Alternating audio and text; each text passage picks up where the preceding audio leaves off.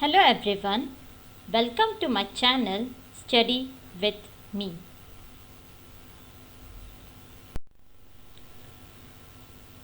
Today we are going to see a chapter from English Bal Bharati Standard 4.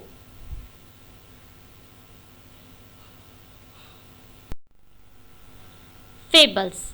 Fables are short stories that have a moral or message for us.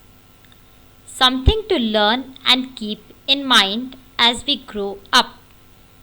Most of the fables have animal characters who think and act just like human beings. यानी इसमें हमें बताया गया है fables एक short stories की तरह यानी छोटी छोटी कहानियाँ जैसे कि लघु कथाएँ होती हैं जिनसे हमें मॉरल यानी सीख और मैसेज कुछ सीखने के लिए हमें मिलता है something to learn and keep in mind जो हमारे लिए यूज़फुल होता है एज वी ग्रो अप। जैसे जैसे हम बड़े होते हैं तो हमें अच्छे अच्छे सीख मिलते हैं इन स्टोरीज से जो हमारे लिए यूज़फुल होते हैं। Most of the fables have animal characters who think and act just like human beings. यानी बहुत सारे फेबल्स यानी कि ये जो स्टोरीज़ होते हैं छोटे छोटे उनमें एनिमल को मेन इम्पोर्टेंस यानी मेन कैरेक्टर उनका रिप्रेजेंट किया है, मुख्य तौर पे उन्हें बताया गया है जो ह्यूमन बींग्स की तरह थिंक करते हैं। They just act like human beings. So let's start with the second chapter Aesop's fables. As we have seen What are fables? हमने अभी अभी देखा है कि fables क्या होते हैं। We will proceed with the next para. It is believed that many of the fables were first told by a wise person called Aesop. Aesop lived hundreds of years ago in a country called Greece. His stories became so popular that people passed them on from generation to generation. Many proverbs and sayings that we use today are based on these fables. Here are two well-known fables. इस पारा में हमें ये पता चल रहा है कि जो फेबल्स यानी कि जो शॉर्ट स्टोरीज़ है वो एक वाइज पर्सन यानी कि एक जेंटलमैन ने इन सभी स्टोरीज़ को बताया है जिसका नाम है इसोप, जो कि बहुत सारे साल हंड्रेड्स ऑफ ईयर्स एगो यानी कि बहुत सालों 100 साल से भी ज़्यादा पुराने समय में वो रहा करता था और उसकी कंट्री का नाम ग्रीस था।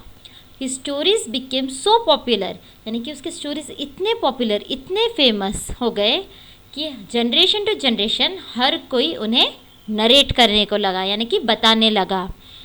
आज हम जो बहुत सारे प्रोवर्ब्स और सेइंग्स देखते हैं वो इसी फेबल्स पर बेस्ड है। इसलिए हम इस चैप्टर में उसके दो नोन फेबल्स यानी कि वेल नोन फेबल्स जो बहुत शॉर्ट स्टोरीज़ है वो हम अभी देखेंगे। So the first one, the Stag at the pool. So the first, The stag at the pool. One day, a beautiful stag came to a pool of clear water.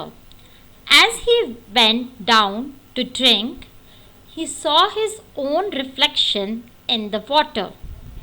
He was delighted with what he saw.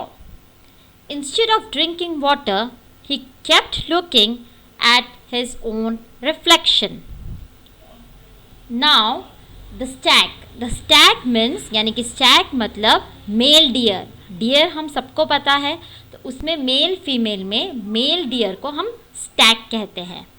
So one day यानी कि एक दिन, a beautiful यानी कि बहुत ही अच्छा दिखने वाला stag came to a pool of clear water यानी कि साफ पानी, जिधर साफ पानी था उधर वो पानी पीने के लिए गया था। As he bend down to drink, जैसे ही वो नीचे देखता है पानी पीने के लिए उसे अपना रिफ्लेक्शन दिखता है। रिफ्लेक्शन यानी कि छाया, प्रतिबिंब बोल सकते हैं, इमेज ऑफ समथिंग। तो उसे अपनी ही छाया, अपना ही रिफ्लेक्शन नीचे पानी में दिखता है। He was delighted with what he saw. Delighted मतलब बहुत ज़्यादा खुश। अपना ही रिफ्लेक्शन देखकर वो बहुत ही ज़्यादा खुश हो जाता है। Instead of drinking water, he kept looking at his own reflection. बजाय पानी पीने की जगह वो अपने ही रिफ्लेक्शन को देखने लगता है। See this, we can see here a image showing how the stag is looking at himself in the reflection of water. Stag looking at his own reflection, यानी कि वो अपनी ही छाया को पानी में देख रहा है। How handsome I look, he said to himself. How beautiful are these curving antlers. How they add to my beauty. How graceful they look. जैसे ही स्टैग अपनी रिफ्लेक्शन पानी में देखता है, उसे देखकर उसे बहुत खुशी होती है। इतना ही नहीं, उसकी नज़र उसके एंटलर्स यानी कि हॉर्न्स या फिर सिंग हम कह सकते हैं, उस पर पड़ जाती है। वो देखते ही वो सोचने लगता है कि मुझ जैसा खूबसूरत कोई नहीं है। How handsome I look, how they add beauty, यानी कि वो उसकी जो खूबसूरती है उसे कैसे बढ़ा रही है उस हॉर्न्स की वजह से। कितने अच्छे दिख रहे हैं वो हॉर्न्स, ऐसे वो अपने हॉर्न्स की तारीफ करने लगता है। Then he moved nearer and saw his legs reflected in the pool. He was quite disgusted. Look at my legs. Oh, they are so ugly, all spindly with small feet. How I wish that nature had given me legs worthy of my stately antlers. जैसे ही वो अपना reflection देखने लगता है, धीरे धीरे उसकी नज़र उसके पैरों पर जाती है। उसका पैरों का रिफ्लेक्शन यानी कि लेग्स का रिफ्लेक्शन पूल में देखते ही उससे बहुत ही गुस्सा आ जाता है। ही वॉज क्वाइट डिस्कस्टेड, यानी कि उसे अपने पैरों पर बहुत गुस्सा आता है। Look at my legs, they are so ugly, यानी कि वो कितने बुरे हैं, वो ऐसे बता रहा है। ऑल स्पिंडली विथ स्मॉल फीट्स, यानी लॉन्ग और थिन। स्पिंडली मतलब लॉन्ग एंड थिन, बहुत ही ज़्यादा लंबे और बहुत ही ज़्यादा थिन, पतले।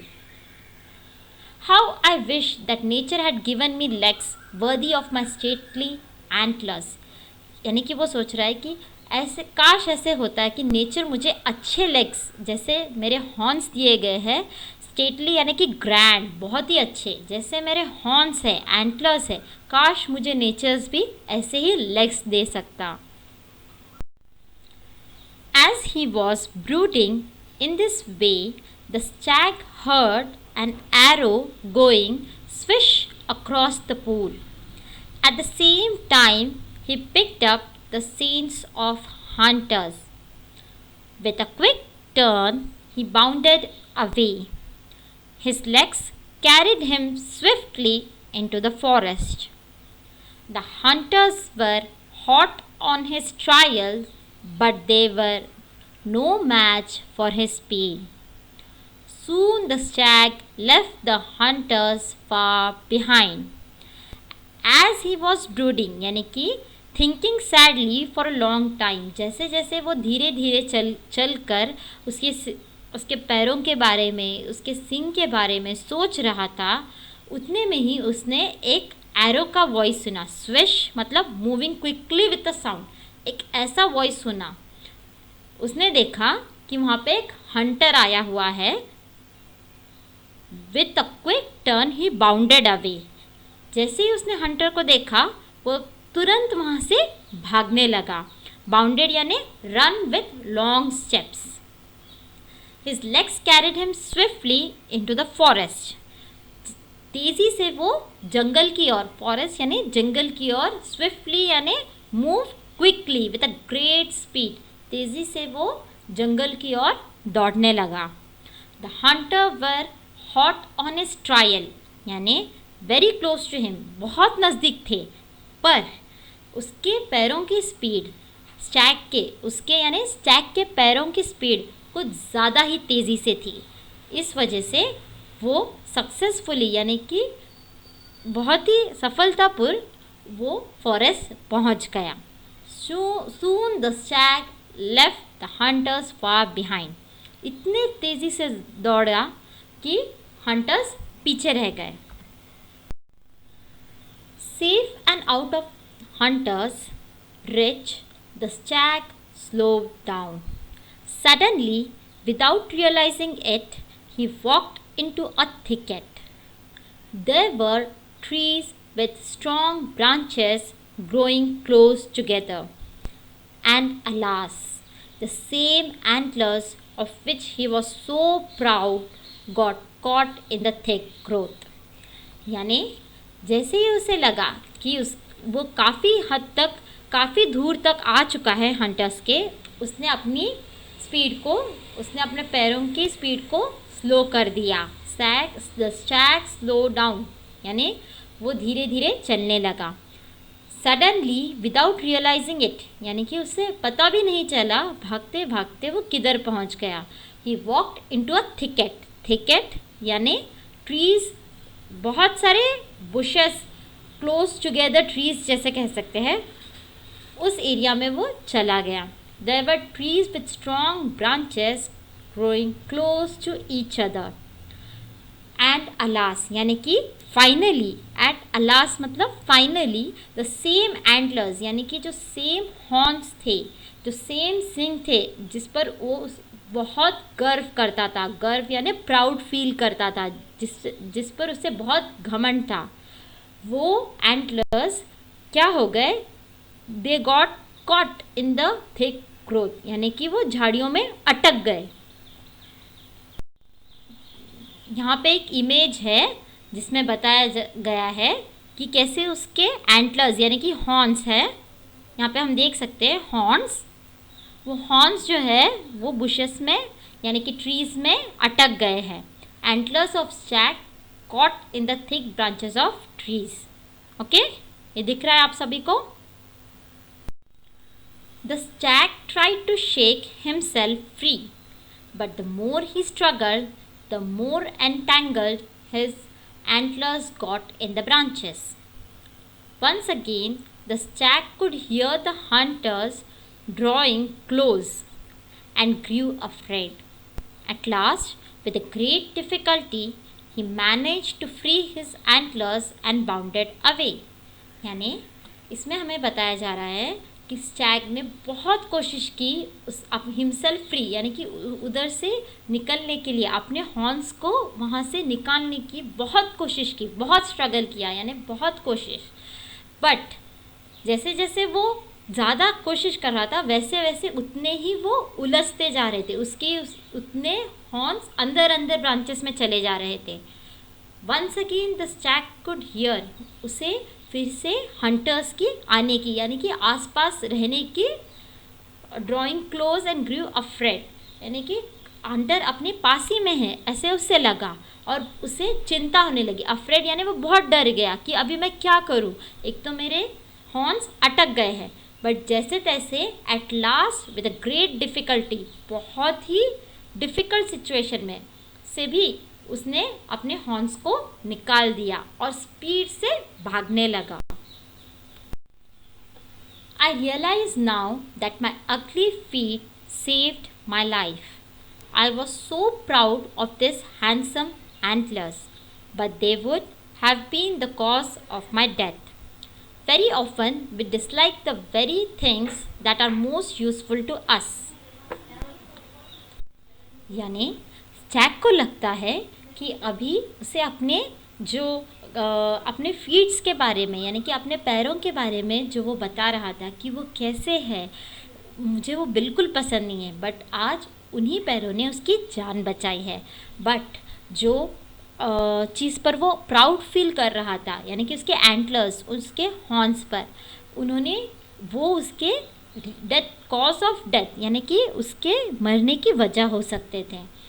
बहुत बार ऐसे होता है कि हमें जो चीज़ें पसंद होती है, हम उन्हें नापसंद करते हैं। Very often we dislike the very things that are most useful. जो चीज़ें हमारे लिए यूज़फुल होते हैं जिनसे हम कोई चीज़ यूज़ कर सकते हैं, उपयोगी होते हैं हमारे लिए, यूज़फुल टू आवर लाइफ, उन चीज़ों को हम निगलेक्ट करते हैं। निगलेक्ट यानी हम उन पर ध्यान नहीं देते हैं, हम उन्हें डिसलाइक करते हैं। तो हमें ऐसे नहीं करना चाहिए। Each and everything is important for us. Thank you all for listening. For more videos, please like and subscribe my channel.